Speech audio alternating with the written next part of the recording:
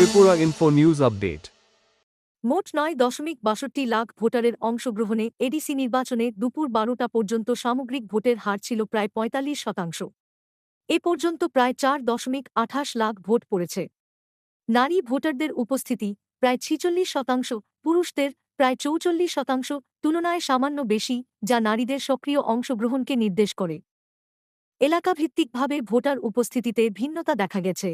কাঠালিয়া মির্জারাজাপুর ও মহারানীচেলাগং এলাকায় ভোটের হার ৫০% ছাড়িয়েছে, অন্যদিকে দামছড়াজামপুই এলাকায় তা প্রায় ৩৫% এর মধ্যে সীমাবদ্ধ ছিল। ১৯ আমতলী গোলাঘাটি এলাকাতেও কিছু গোলযোগের খবর থাকলেও ভোটের হার ছিল প্রায় ৪৫%, যা সামগ্রিক প্রবণতার সঙ্গে সামঞ্জস্যপূর্ণ। Subscribe to Tripura Info and press the bell icon so that you never miss any latest updates and news on Tripura.